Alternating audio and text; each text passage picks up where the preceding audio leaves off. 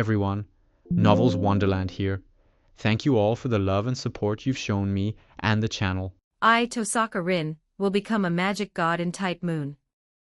Chapter 39 to 46, Chapter 39. I, Tohsaka Rin, am striving to become a demon god. 1490 words. Miyako City.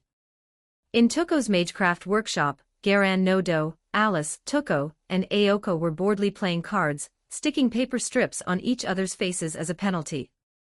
It was less like the three of them were playing cards and more like the two sisters were bickering. Alice's clean face stood in stark contrast to the two sisters covered in paper strips. Rin, who was holding a map and searching for something nearby, would steal a glance at them from time to time. As for Alice, who was accompanying the two sisters in their bickering, although she kept saying she didn't want to, she had ultimately been dragged to Miyako City by Rin. Losing the game, Toko unhappily threw the cards onto the table and ripped the paper strips off her face. "I'm not playing anymore, not anymore." Aoko also ripped off the paper strips and sarcastically looked at Toko, who was acting like a sore loser. "Ha, quitting because you lost. Are you still a child, Toko?" Toko rarely didn't retort to Aoko's words. Instead, she turned to look at Rin. "Rin, have you chosen the location for the Holy Grail ritual you mentioned?" Aoko was startled and quickly stood up to look at Toko and Rin. "The little commotion you mentioned earlier. Are you planning to fight a Holy Grail war here?" Rin waved her hands, hurriedly denying it.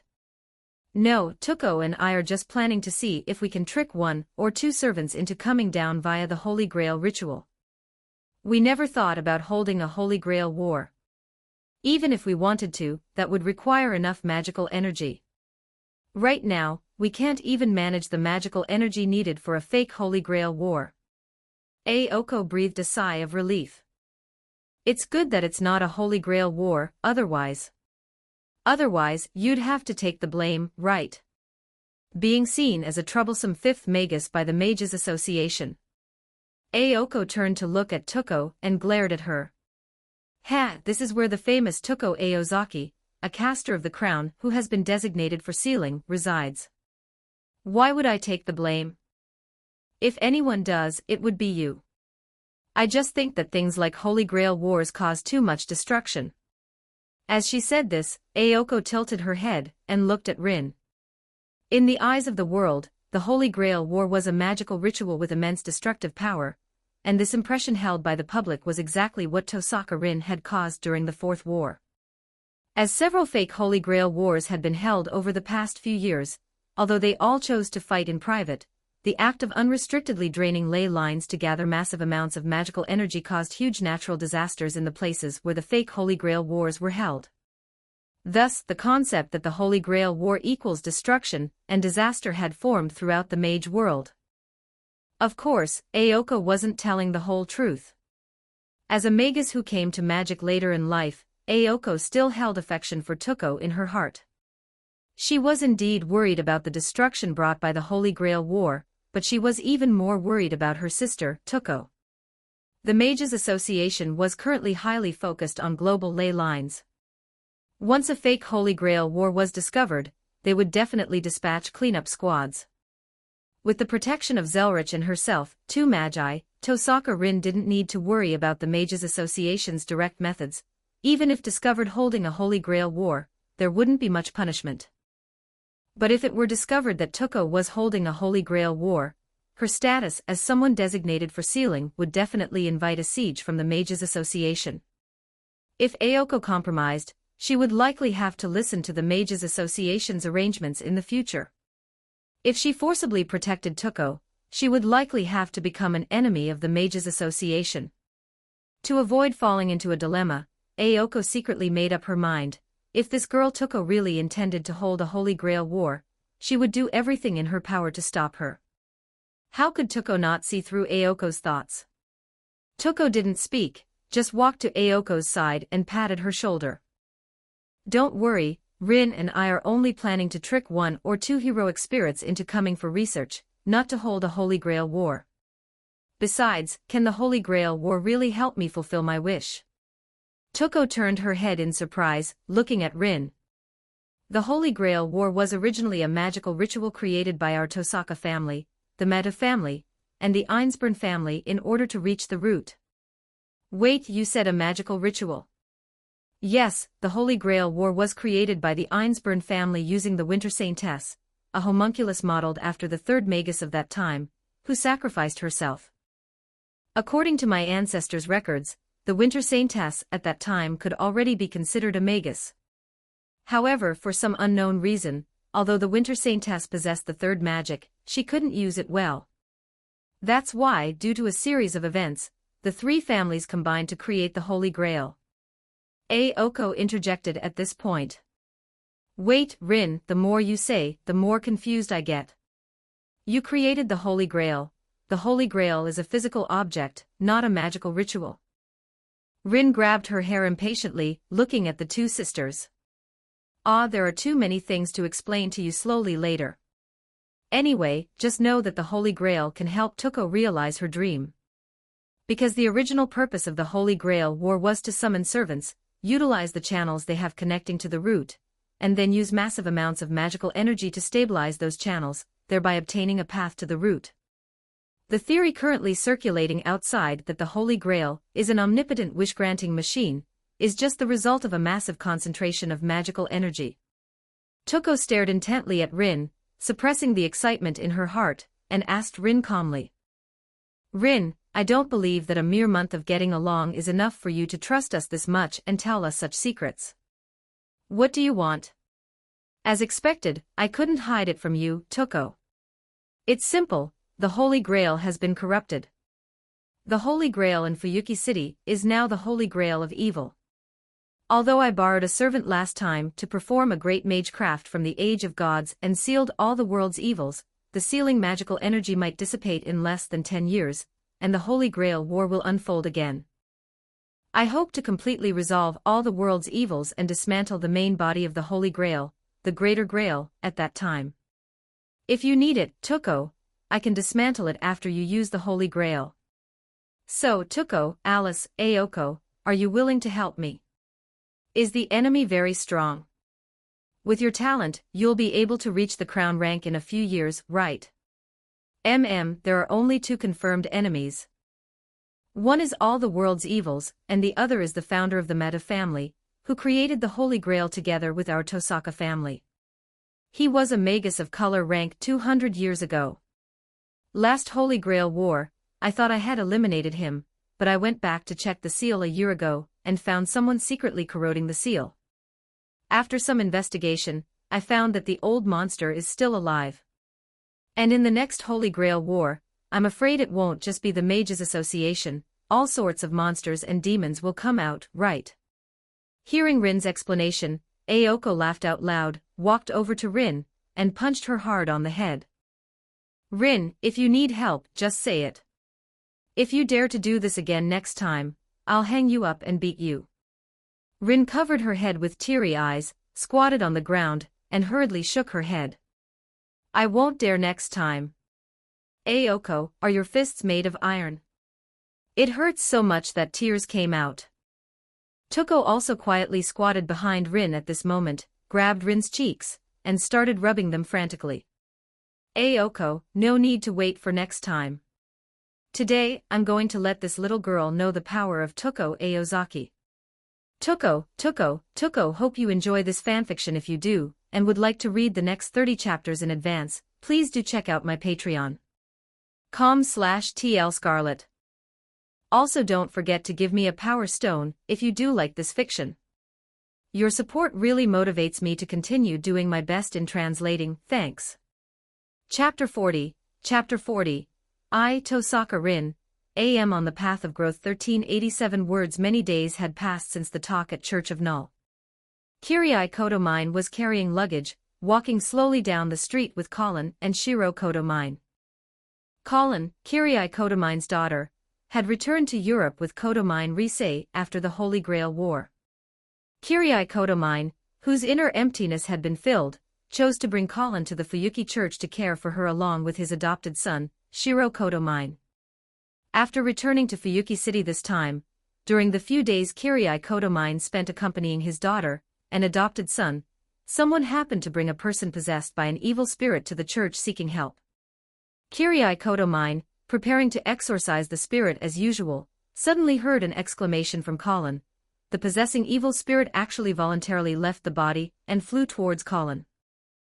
After dispersing the evil spirit, Kirai Kotomine urgently contacted his father far away in Europe, and learned that his daughter Colin possessed the abused spirit medium constitution, a constitution where spiritual barriers appear whenever magic is near. It could also be called chronic demonic possession. Upon learning that his daughter Colin possessed the abused spirit medium constitution, Kirai Kotomine immediately hypnotized the person, who had come for help, and simultaneously sought out his mentor, Tohsaka Tokiomi. Sorry, Kirai. After receiving Tohsaka Tokiomi's reply, Kirai Kotomine, who had originally planned to spend a week in Fuyuki City with his children, brought his daughter and adopted son to Miyako City. Colin, supported by Shiro Kotomine, asked Kirai Kotomine timidly. Father, does Sister Rin really have a way? Shiro Kotomine looked at his sister with heartache and comforted her. Don't worry, Colin. Although he answered this way, Shiro Kotomine didn't believe at all that Rin could solve a problem that his adoptive father and Grandmaster Tohsaka Tokiomi couldn't. From the time Shiro Kotomine met Rin, her image in his eyes was just that of a violent girl with freakish strength. Shiro Kotomine, who was in the same club as Sakura, had often been beaten up by Rin. Kirai Kotomine smiled, turned around, and gently patted Colin's head. Suddenly, his pupils constricted, and dropping his luggage, he dashed out in one stride. Colin and Shiro Kotomine also hurriedly looked in the direction Kirai Kotomine had dashed. Kirai Kotomine chased after several delinquents, who were dragging a young girl into an alley by the side of the road. Seeing the delinquents preparing to commit violence against the girl, he stepped forward. Hey, you! Do you want to meddle in other people's business? The delinquents noticed Kirai Kotomine approaching, and cursing, pulled out daggers to threaten him. However, they dared not make any extreme moves because Kirai Kotomine was wearing priest's vestments. Kirai Kotomine ignored the delinquents with a flat gaze and looked at the girl. She had bluish hair with a hint of purple, a delicate face, and was wearing a church school uniform. She looked no different from any beautiful girl on the street. But those hollow eyes caught Kirai Kotomine's gaze. That doll-like gaze was so much like the former Kirai Kotomine, the Kirai Kotomine, whose inner emptiness had already broken him. Looking at the girl's eyes, Kirai Kotomine took a breath and spoke slowly. Young lady, are you willing to be saved? The girl leaned against the wall, turned her head to look at Kirai Kotomine with hollow eyes, and then lowered her head again. The delinquents on the side were furious at being ignored by Kirai Kotomine. Ignoring his status as a priest, they raised their daggers and viciously stabbed down at Kirai Kotomine's abdomen. Kirai Kotomine casually grabbed the delinquent's wrist and applied a little force. The broken bone pierced out from the back of the hand. Seeing their companion's fate, the other delinquents were terrified and scrambled out of the alley, leaving behind only this delinquent who was holding his wrist and wailing on the ground. Kirai Kotomine was not Kiritsugu Amiya. There was a fundamental difference between Kirai Kotomine and Kiritsugu Amiya. Kiritsugu Amiya was selfless, he could give up everything and sacrifice everything for his goal. Kirai Kotomine, on the other hand, was a selfish person. He saved others only to satisfy himself, to fill his inner emptiness with that pleasure. When this girl with eyes like his own used to appear, Kirai Kotomine understood that saving this girl would be supreme pleasure. That's right, the pleasure brought by saving this girl before me must surely exceed saving my own daughter. Kirai Kotomine stared intently at the girl, unable to wait to ask again. Do you want to be saved? The girl still ignored Kirai Kotomine, looking straight at the wailing delinquent on the ground holding his wrist, and muttered to herself. What does pain feel like? Just then, Shiro Kotomine chased over with Colin and shouted at Kirai Kotomine. Father, it's bad, someone stole our luggage. Hearing that the luggage had been robbed, Kirai Kotomine stood there in conflict. On one side was supreme pleasure, on the other was the holy grail that Rin had instructed him to bring to her. Ultimately, Kirai Kotomine chose Rin's holy grail. After all, where could this girl go in a short amount of time? And he knew she was from a church school. With his status in the church, it wouldn't be difficult to find her again. Having figured it out, Kirai Kotomine turned around and rushed out of the alley. Shiro, who stole the luggage? Father, it was a very tall person, wearing black clothes and carrying a string of Buddhist prayer beads. Father, look, he's there. Kirai Kotomine followed Shiro's directions. He saw a man in black standing near the bridge tunnel under the embankment, with Kirai Kotomine's luggage at his feet. Seeing Kirai Kotomine approaching, the man in black introduced himself unhurriedly. I am Araya Sauren. Kirai Kotomine. Kirai Kotomine felt the pressure brought by Araya Sauren before him, and took a deep breath with a calm expression. Kirai Kotomine launched a Tai Kao Shan at Araya Sauren. Fearless, Vajra. 2 layers of barriers appeared in front of Kirai Kotomine and Araya Sauren, blocking Kirai Kotomine's strike. Kirai Kotomine, I am not here to fight you. I hope you can deliver a message to Tohsaka Rin. Kirai Kotomine completely ignored Araya Sauren. At this moment, Kirai Kotomine's mind was only filled with thoughts of quickly defeating Araya Sauren, so he could go back to find that girl. Seeing that 8 Extremities Fist couldn't do anything to Araya Sauren, Kirai Kotomine didn't hesitate to pull out his black keys from behind and slashed at him. Fearless, Vajra, Scorpion, Heaven-defying. As the fourfold barrier unfolded, Araya Sauren silently watched the men fiercely attacking him, picked up the suitcase, tossed it to Kirai Kotomine, and turned to leave. Kirai Kotomine, please deliver this message to Tohsaka Rin. I do not wish to be your enemy, and I hope you will not interfere with my plans. Kirai Kotomine took the luggage and looked at Araya Sauren's back somewhat strangely. What does this monk want? Of course, Kirai Kotomine didn't know that just after he left, Rin, who had come to Miyako City, was naturally interested in the legendary Ryugi Shiki. A few days earlier, accompanied by Tuko, she had appeared at the hospital to visit the unconscious Ryugi Shiki. It was precisely Rin's actions that made Araya Sauren mistakenly believe Rin had learned something from Tuko, and was also eyeing this opportunity to reach the root. Not wanting to contend with a caster of the crown, the legendary witch, the 5th Magus, an agent of the church, and a once-in-a-century magical genius who was causing a stir in the magic world, Araya Sauren met with Kirai Kotomine, and then used Kirai Kotomine's words to warn Rin. At the same time, Araya Sauren was also full of confidence in his 64-layered temple. Even if Tohsaka Rin considered this a provocation and sought revenge, he was not worried in the slightest. Hope you enjoy this fanfiction. If you do, and would like to read the next 30 chapters in advance, please do check out my Patreon. com/TL Scarlet. Also don't forget to give me a power stone, if you do like this fiction.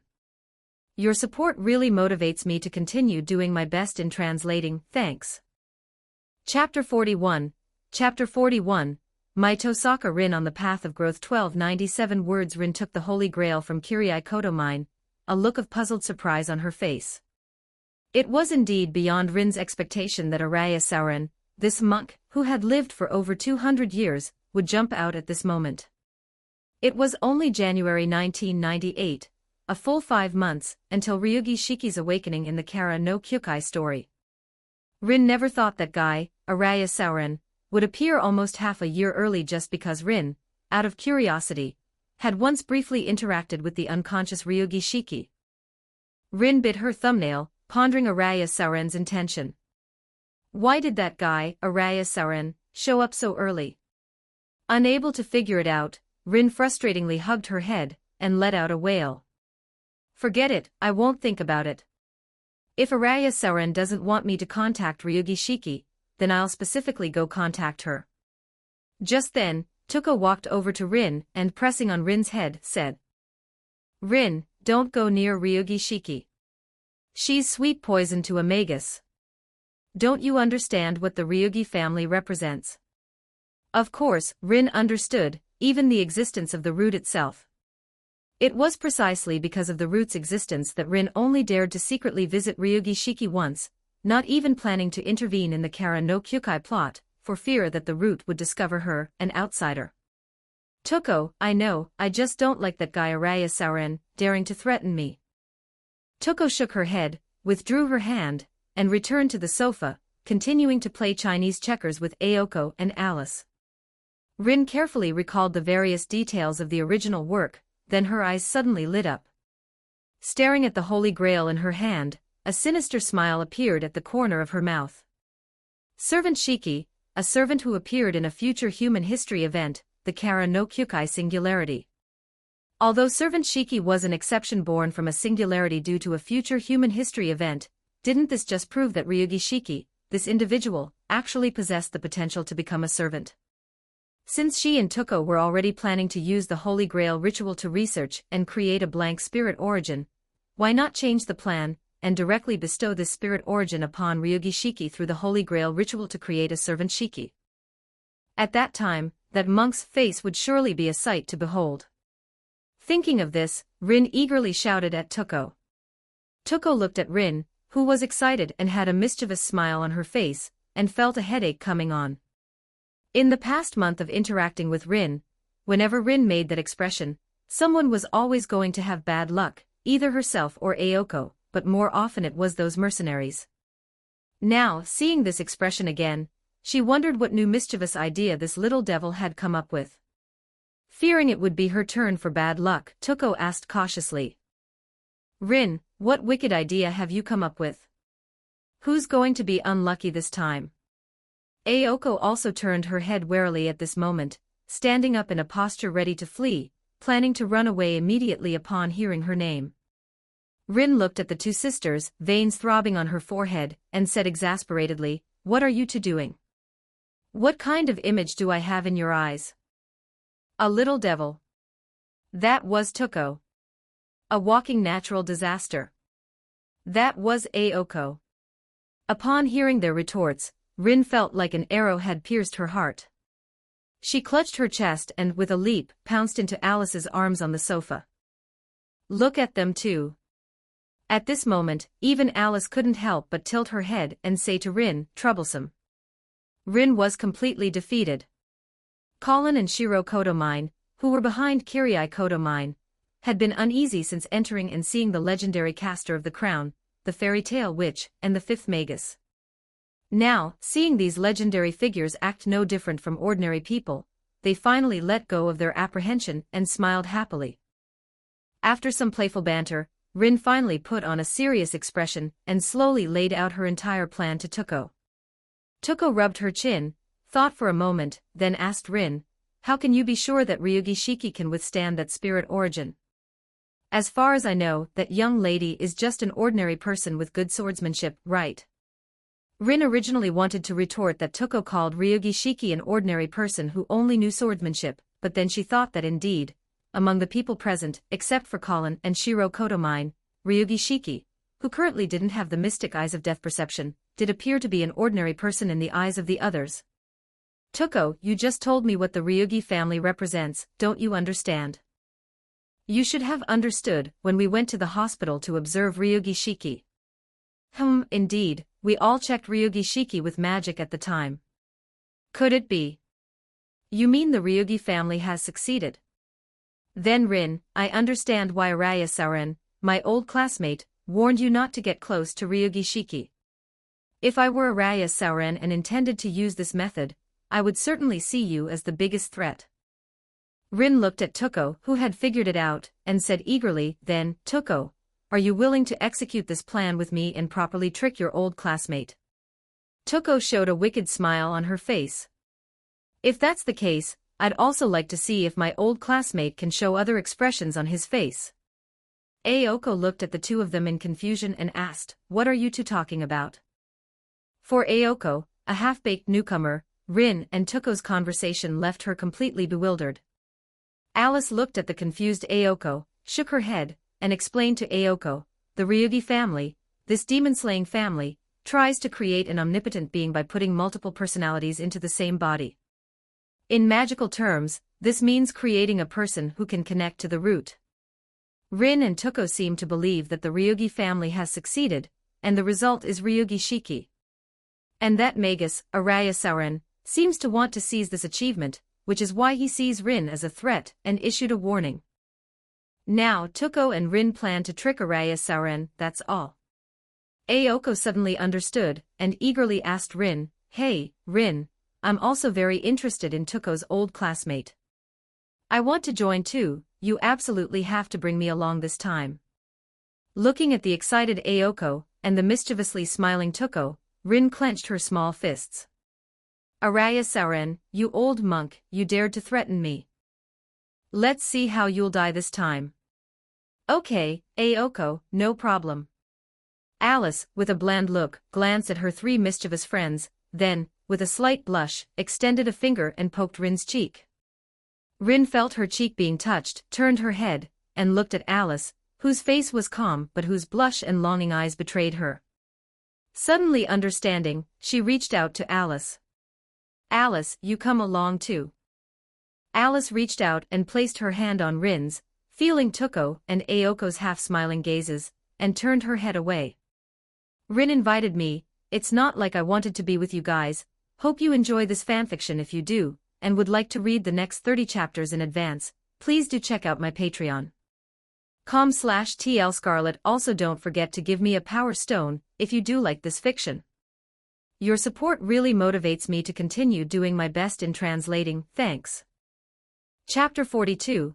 Chapter 42, My Tohsaka Rin on the Path of Growth. 1282 words. Just as Rin and Tuko finished discussing their plan, Kirai Kotomine approached Rin. "Rin, do you have a way to deal with the abused spirit medium constitution?" Upon hearing Kirai Kotomine's words, Rin immediately turned her head towards Colin and carefully observed the girl, who was 2 years younger than herself, thin and delicate. The moment Kirai Kotomine mentioned the abused spirit medium constitution, Rin knew it must be that Colin's abused spirit medium constitution had been discovered by Kirai Kotomine ahead of time. However, Rin didn't really have a good solution for this kind of constitution. Rin could only try her luck, summoning the system, and attempting to find a solution through the knowledge or techniques, from a certain magical index world within the system. The people around looked strangely at Rin, who had suddenly fallen silent, and was constantly drawing something in the air in front of her. They didn't disturb her, all believing it to be some peculiar thinking posture of Rin's. However, unlike Kirai Kotomine's patient waiting, Shiro Kotomine, now Colin's older brother, anxiously watched Rin's constantly moving fingers, clenching his fists so tightly that his nails broke his skin, and blood slowly dripped through the gaps between his fingers. Rin's eyes lit up at this moment, and she sped up her panel scrolling. Himegami Isa, an original in a certain magical index world, a girl with the ability Deep Blood. She was a very good reference. Rin looked at the knowledge on the panel pointed to by her fingertip and silently thought, system. As a vast amount of knowledge appeared in her mind, Rin rubbed her temples and said to Kirai Kotomine, "I've thought of a way. Kirai, I can create a mobile shrine to shield Colin's abused spirit medium constitution. That way, Colin won't have to worry about the effects of this constitution." Hearing Rin's words, a pleased smile appeared on Kirai Kotomine's lips, and he said to Rin with gratitude, "Rin, thank you. I'm troubling you again this time." Upon hearing Rin's solution, Shiro Kotomine impatiently rushed to Rin's side, grabbed her shoulders, and shook her, urgently asking, "Rin, really? Then hurry up and make it." Rin, already dizzy from the sudden influx of a large amount of knowledge, could no longer withstand the dizziness in her brain after being shaken by Shiro Kotomine's grip on her shoulders, and she plopped down onto the floor.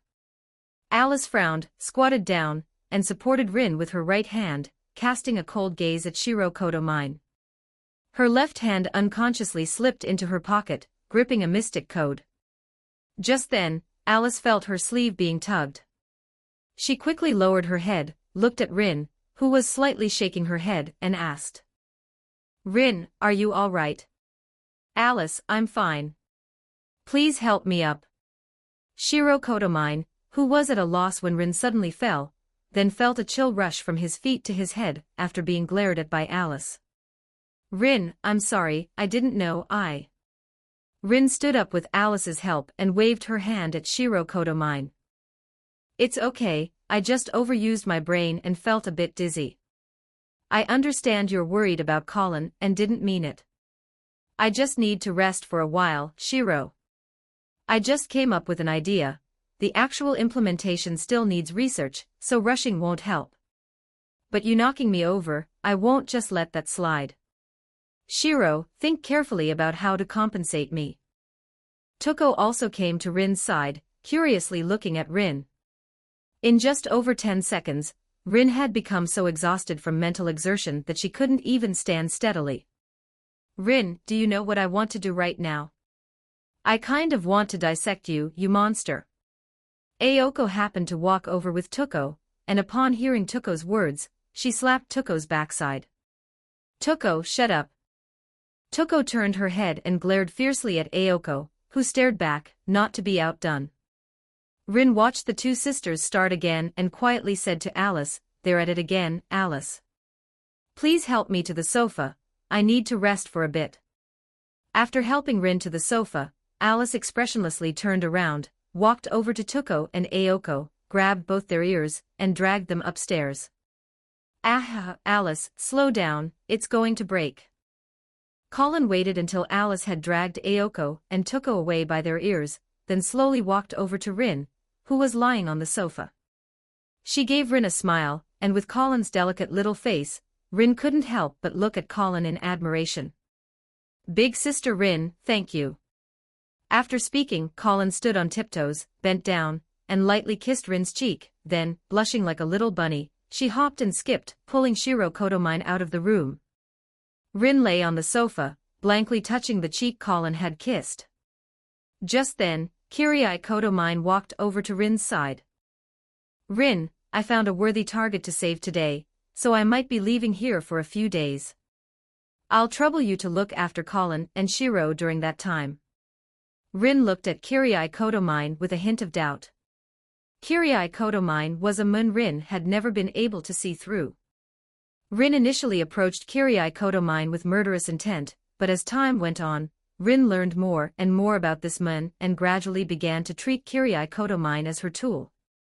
It wasn't until after the Fourth War, when Rin saw Kirie Kotomine again with his inner emptiness filled, and watched him gradually return to normal, that Rin officially regarded Kirie Kotomine as a person, a comrade. Hearing that Kirie Kotomine intended to leave to save others, she couldn't help but feel curious. What kind of person could make the current Kirie Kotomine set aside matters concerning his daughter Colin, and decide to leave to save him? However, facing Kirie Kotomine's request to look after Colin and Shiro, Rin still nodded and agreed. "All right, Kirie, be careful and watch out for Araya Sauren. Also, if you need help, come back to me anytime." Kirie Kotomine, having left Church of Null, got into a taxi. After asking the driver for the largest church school in the city, Riyen, he arrived at Riyen Girls Academy. After showing his church member identification to the gatekeeper, Kirie Kotomine went directly to the principal's office. Under the principal's enthusiastic hospitality, Kirie Kotomine finally got the girl's name, Asagami Fujino. At Riyen Girls Academy, the dismissal bell rang, and teachers and students successively left the school. Asagami Fujino walked alone, head down, carrying her school bag silently towards the school gate. "We meet again. Do you need to be saved?" Asagami Fujino looked up towards the source of the voice. The priest who had saved her in the alley that day was standing by the roadside with his hands behind his back, staring intently at her. Asagami Fujino, with a puzzled expression, walked over to Kirie Kotomine and asked, "Why do you think I need saving?" Kirie Kotomine calmly looked at Asagami Fujino, and casually pointed to the students passing by nearby. "Your eyes, those hollow eyes. Don't you think you're different from everyone else?" Upon hearing this, Asagami Fujino suddenly looked up at Kirie Kotomine. "Hope you enjoy this fanfiction. If you do, and would like to read the next 30 chapters in advance, please do check out my Patreon. com/TLScarlet. Also don't forget to give me a power stone, if you do like this fiction. Your support really motivates me to continue doing my best in translating, thanks. Chapter 43, on my Tohsaka Rin's path of growth, starlight form 1208 words night fell. Kirai Kotomine led Asagami Fujino into a small roadside eatery. The shop was empty except for the waiter and the chef. After ordering a portion of deviled mapo tofu and a bowl of rice, he handed the menu to Asagami Fujino. "What would you like to eat?" Asagami Fujino stared intently at Kirai Kotomine, afraid the man would disappear. Ever since meeting and speaking with him earlier that evening, she had come to see Kirai Kotomine as her lifeline. Asagami Fujino took the menu casually, not daring to let Kirai Kotomine out of her sight for even a second. While staring at him, she spoke to the waiter. "The same as him." Hearing her answer, the waiter broke into a sweat and tried to dissuade her. "Miss, this gentleman ordered the devilishly spicy mapo tofu. Are you sure you want the same?" Asagami Fujino nodded and insisted. "The same is fine." Before long, the waiter brought the food. After placing it before Kirai Kotomine and Asagami Fujino, he pulled up a nearby stool and sat down to watch her, intending to intervene the moment she found it impossible to eat. Asagami Fujino didn't even look at the lava-like mapo tofu in front of her, her gaze still fixed on Kirai Kotomine. Kirai Kotomine took a bite of the mapo tofu and nodded with satisfaction. He then looked at the motionless Asagami Fujino and said, "You should eat too. The flavor here is quite good, though it's still a bit inferior to Koshu and Seikan Taishan." Asagami Fujino nodded and began stuffing spoonfuls of mapo tofu into her mouth. The waiter watched her in stunned silence. Compared to Kirai Kotomine, who had visited several times and always ordered the devilishly spicy mapo tofu, the waiter never imagined Asagami Fujino could also stomach such monstrous food. Since starting work at this restaurant, she was only the second person the waiter had seen finish this dish. Of course, the waiter didn't know that Asagami Fujino had never felt the sensation of spiciness. Spiciness is a form of pain, and it had vanished from her life long ago due to her analgesia. Kirai Kotomine nodded at Asagami Fujino with a smile, growing more satisfied with her the more he looked. The same hollow eyes, the same hollow heart, and the same ability to consume this treasure of the human world. "Asagami Fujino, you truly are my treasure." After dinner, Asagami Fujino took out a handkerchief to wipe the sweat from her brow, picked up her school bag, and followed Kirai Kotomine out of the restaurant. Kirai Kotomine strode along the quiet street, occasionally glancing back at Asagami Fujino following silently behind him. He planned to take her to the local church for the night and seek a solution for her analgesia through his father the next day. Kirai Kotomine suddenly stopped as Araya Sauren emerged from an alley. His muscles tensed, ready for action. Now focused on saving Asagami Fujino, he was extremely annoyed by Araya Sauren's reappearance. Frowning, he said in a low voice, "Araya Sauren, I've already delivered your message to Rin. What are you doing here now?" "Kirai Kotomine, Asagami Fujino is my pawn. You cannot take her." Hearing Araya Sauren's words, Kirai Kotomine crouched low to the ground and instantly lunged behind him, throwing a vicious elbow strike toward Araya Sauren's back. Asagami Fujino stood frozen, unsure of what to do as she watched Kirai Kotomine fight Araya Sauren. Suddenly, she felt a hand rest on her shoulder. "So you're the one Kirai wants to save, even if it means neglecting his own daughter." Asagami Fujino turned around. Toko stood there with a cigarette dangling from her mouth and a hand on Fujino's shoulder, while the one who had just spoken was Rin, standing beside Toko.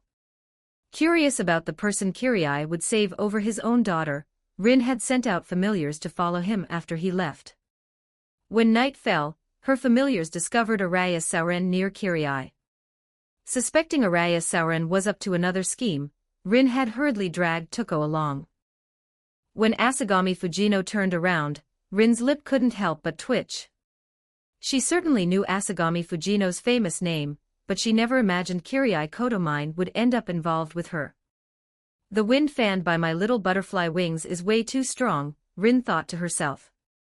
Meanwhile, Kirai Kotomine, who was fighting Araya Sauren, also noticed Rin and Toko's arrival.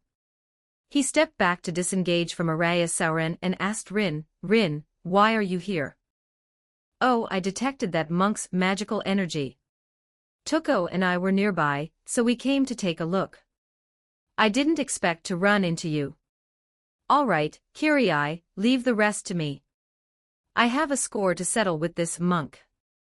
With that, Rin pulled out a notepad with a jewel-encrusted cover, the shorthand codex she had created. Beside her, Tuko pulled Asagami Fujino behind her. Rin casually opened the shorthand codex and tore out a red page. The note transformed into a roaring flame in midair and surged toward Araya Sauron. Seeing the flames blocked by a barrier, Rin calmly tore out 3 more notes of different colors: red for fire, yellow for earth, and green for wind. The concrete ground converged into an irregular sphere floating in midair under the influence of magical energy. Flames burned fiercely on its surface, and powerful winds acted as propulsion to constantly accelerate this magical meteorite, while fanning the flames even brighter. Araya Sauron watched the incoming meteorite. He calmly held a mudra, settled into a firm horse stance, and shouted, "Fugu, Kongo, Jiketsu, Taitan, Chokiai, Ogen." As a full 6-fold barrier manifested, the meteorite was brought to a standstill. Before long, as the magical energy was exhausted, only a pile of charred concrete fell to the ground. Rin shook her head at the intercepted magecraft, and tucked the shorthand codex back into her small bag, unsatisfied. Araya Sauron watched the now still Rin, not daring to let down his guard. Maintaining his barrier, he spoke to Tuko. "Tuko, do you intend to interfere?" "I have no such intention. Even if I did, you'd have to deal with Rin first. Don't underestimate her, she was just using you to test her mystic code. Look, it's about to begin. Light, countless lights, ancient starlight." As Tuko spoke, the light converged toward Rin. This was a brand new magic, starlight form, created by Rin by combining celestial magic and pseudo-mythology sorcery, which she had upgraded from pseudo-fairy tale sorcery by researching servants, myths, and legends capable of providing all-around enhancement. As the starlight gathered, its brightness exceeded the limit of what the human eye could endure. Araya Sauron couldn't help but close his eyes. At that moment, Rin, having completed the magic, called out the incantation for the specialized attack spell of starlight form in a clear voice. Light wing deployment.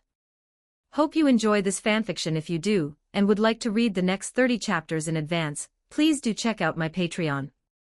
com/tlscarlet. Also don't forget to give me a power stone, if you do like this fiction. Your support really motivates me to continue doing my best in translating. Thanks. Chapter 44. Chapter 44. I Tohsaka Rin, in Kara no Kyukai. 1277 words following Rin's incantation, the starlight gathered on the surface of her body shifted to her back.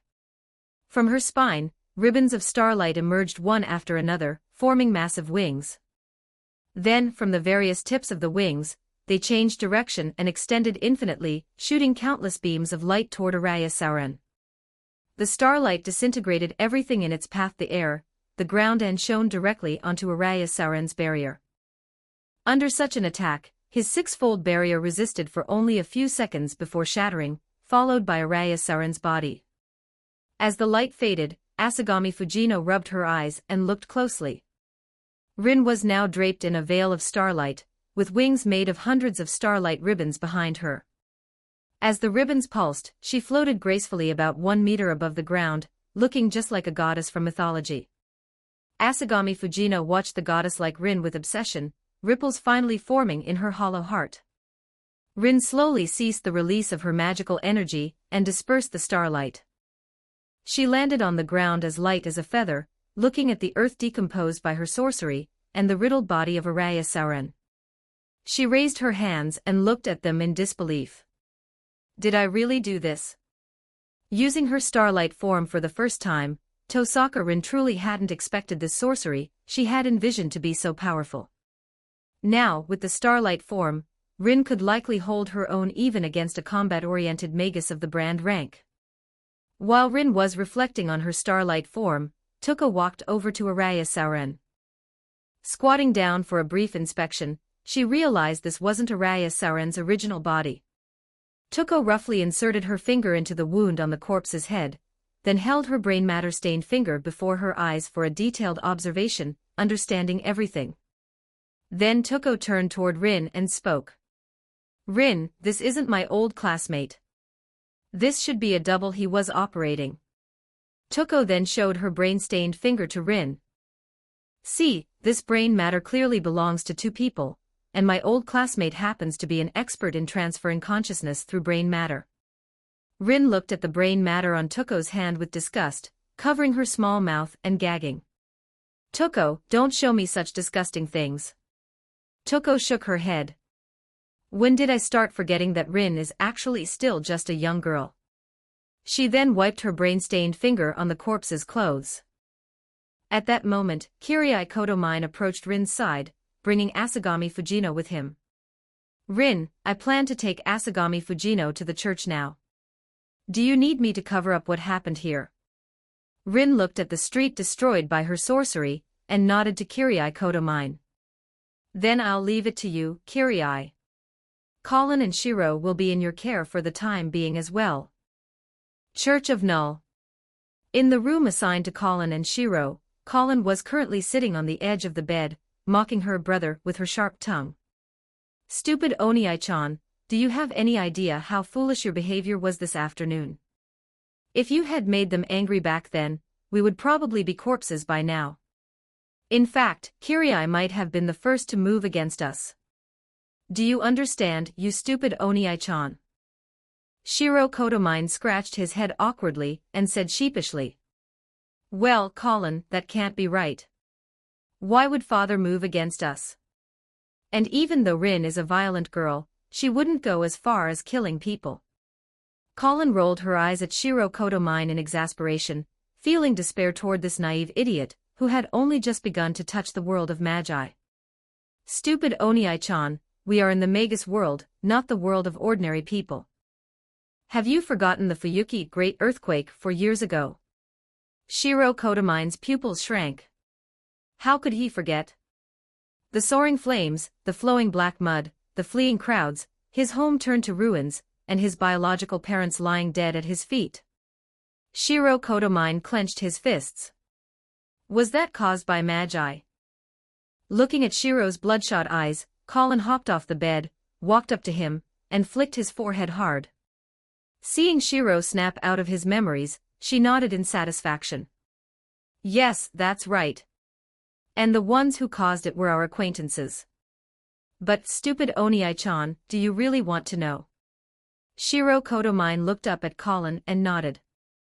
Seeing Shiro Kotomine's serious expression, Colin began to slowly recount the past of the Holy Grail she had heard from Kotomine Rise. Rin, father, Uncle Tokiomi, the Holy Grail, all the world's evils, so that's how it was. Colin, if we destroy all the world's evils and the Holy Grail, do you think things like that will never happen again? Don't you want revenge, stupid Oni-chan? Shiro Kotomine shook his head calmly. I don't have such thoughts. From the day father pulled me out of the ruins, I decided that I would follow him, and become a hero of justice who saves others. Colin looked at Shiro Kotomine as he declared his dream with such conviction and murmured. A hero who saves others. Good luck, Oni-chan. Colin will support you too. In a cemetery on the outskirts of Miyako City. Araya Saren slowly turned his head to look at the figure who had just entered the cemetery. Araya Saren, your taste is as poor as ever, choosing a place like this to meet me. Speak, where is Toko? Cornelius Alba, there is no need to rush. Facing Toko now would be nothing but a death sentence for you. You need a large amount of manpower. Hearing Araya Saren's words, Alba glared at him with a vicious look. Araya Saren, what do you mean? Weren't you the one who informed me Toko was hiding here? Do you think I am weaker than Toko? No, Alba. Toko is not alone now. She has the fifth Magus, the fairy tale witch, and that genius girl Tohsaka Rin by her side. Upon hearing that these famous figures of the Magus world were all with Toko, Alba felt a sudden urge to retreat. Cornelius Alba was in his 50s, Yet he appeared as a young man in his 20s. His strength as a magus was first class. He had no interest in the vortex of radix, believing it sufficient to pursue the realms of mystery. He was one of the few magi who believed there was no need to trace back to the root. Watching Alba's hesitation, the aforementioned information flashed through Araya Sauron's mind. He then slowly spoke to the conflicted Alba. Alba, I have now found the path to the root. If you can ensure Tuko and the others do not interfere while I carry out my plan, then in return, once I complete it, I will assist you in killing Tuko. Even after hearing Araya Sauron's offer, Alba remained conflicted. He did not agree as readily as Araya Sauron had expected, precisely because the warning from the second Magus and the prospect of making an enemy of the fifth Magus put too much pressure on him. After a moment of internal struggle, Alba asked Araya Sauron. Araya Sauron, tell me your entire plan.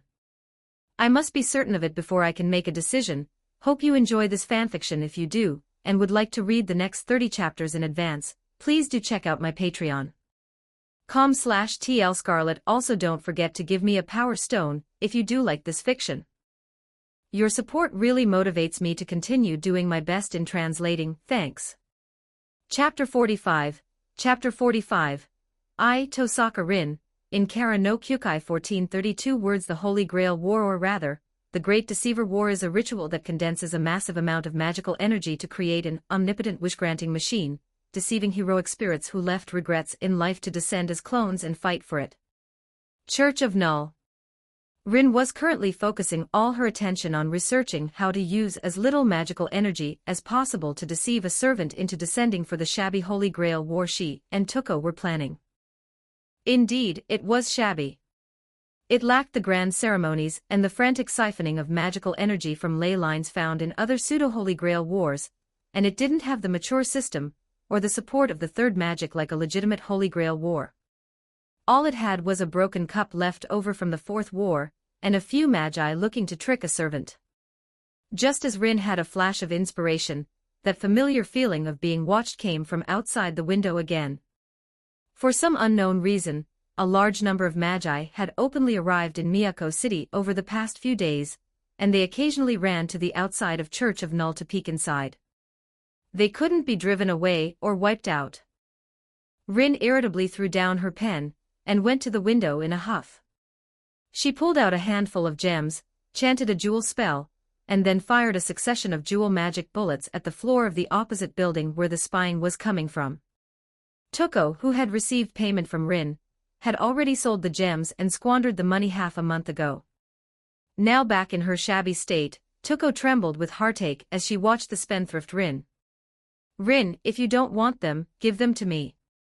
There's no need to waste so many gems just to hit a few magi of that level, right? Tohsaka Rin looked at the heavily damaged building across the street and nodded in satisfaction. Ignoring Tuko's complaints, she returned to the desk, picked up the phone, and called Kirai Kotomine to handle the aftermath. After finishing all that, Tohsaka Rin turned around and spoke to Tuko. Tuko, do you know what's going on with those magi outside these past few days? This is your territory, aren't you going to manage it? Judging by their attire, they should be people from the Schweinheim Monastery, likely sent by Cornelius Alba, whom I knew back at the clock tower. He is the next abbot of the Schweinheim Monastery. That Alba guy has always been jealous of me since our time at the clock tower, so it's normal for him to send people to monitor me after finding out I'm here. Tohsaka Rin thought back to Cornelius Alba. After racking her brain for a long time, she finally found the person's image tucked away in a corner of her memory. Oh, so he's the flamboyant guy who dressed like a red envelope back then, who chased after Kiritsugu Amiya's father and played a minor role in Kara no Kyukai. I bet it was your old classmate Araya Sauron who found them. Alright, enough about that red envelope guy. Tuko, do you have a solution for the magical energy? My general design is complete, now we just need enough magical energy to start the experiment. Tuko walked over to the desk and picked up the ritual design drawing that Tohsaka Rin had sketched. For this little magical energy consumption, why not just draw from a spirit vein? This amount of magical energy won't affect the spirit vein much, right? Aoko, who was sitting on the sofa watching the news, stood up and loudly retorted to Toko.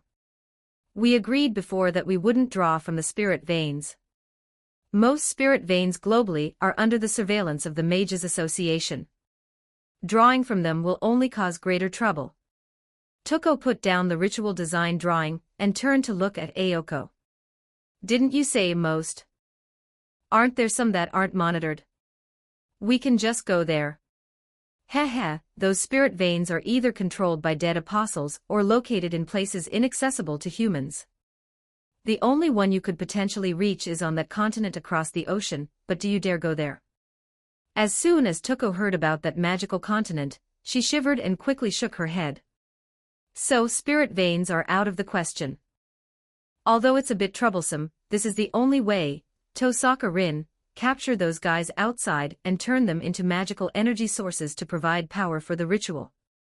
Tohsaka Rin thought carefully. It seemed this was the only viable solution in the short term. In that case, Toko, you make the magical energy sources. Aoko and I will go out and catch people. And Alice will look after Colin and Shiro.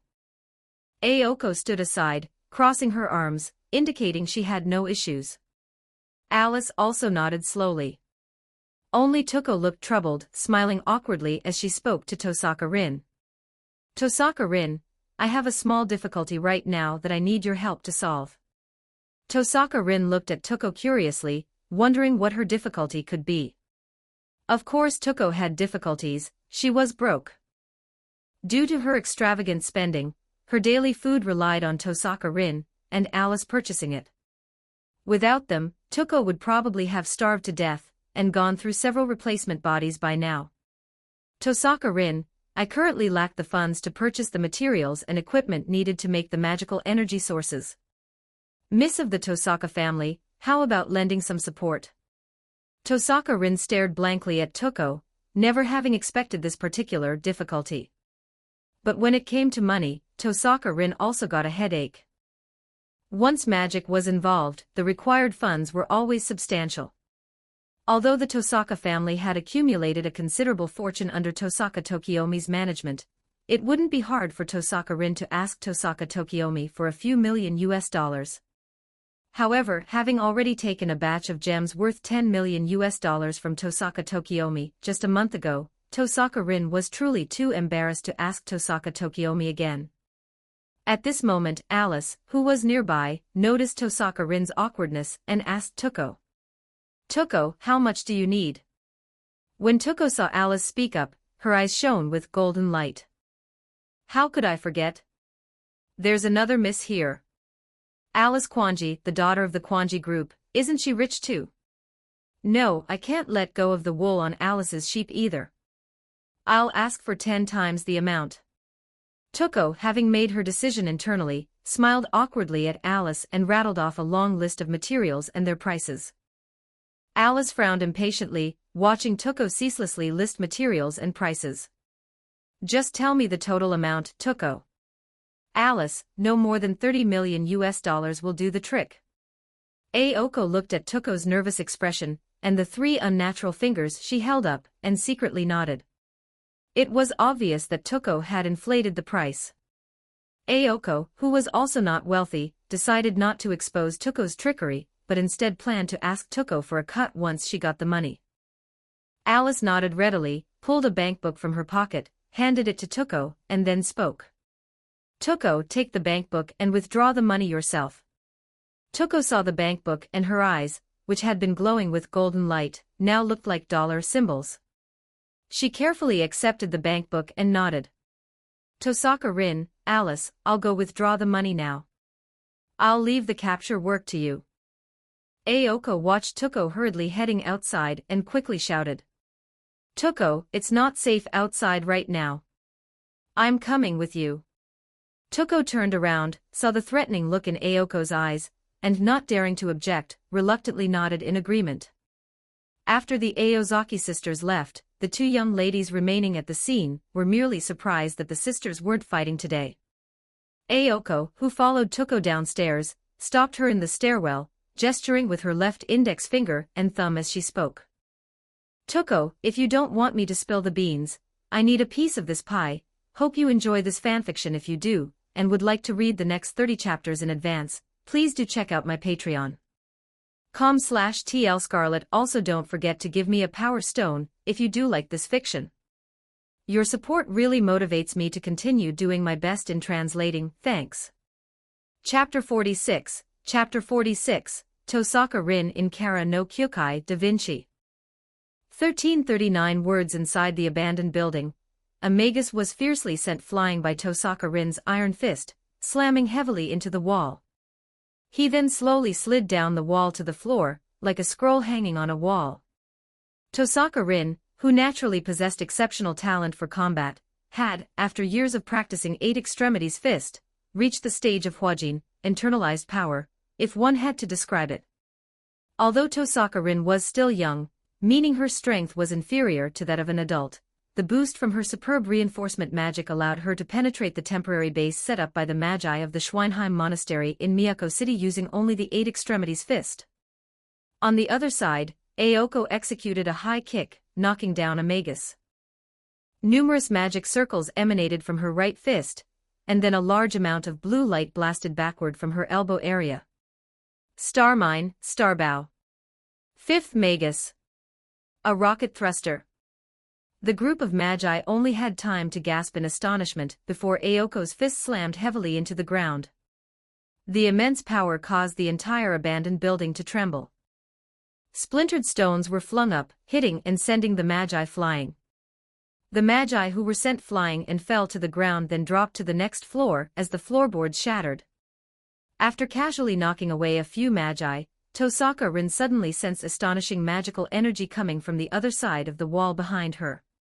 She quickly lunged forward, leaped into the air, and simultaneously used a hand chop to knock out 2 unlucky individuals. The moment she landed, she used the unlucky individuals as a shield, facing the wall. The instant Tohsaka Rin completed this series of movements, the wall exploded, sending debris flying.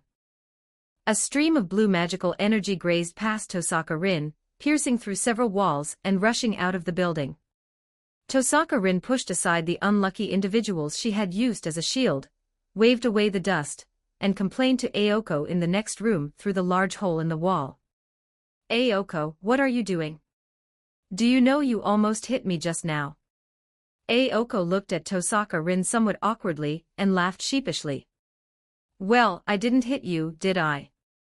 Tohsaka Rin, I have something else to do, so I'll leave the work of moving these guys to you. I'm heading off. Having said that, Aoko casually smashed the wall beside her, leaped down from the 7th floor, and disappeared from Tohsaka Rin's sight as if fleeing.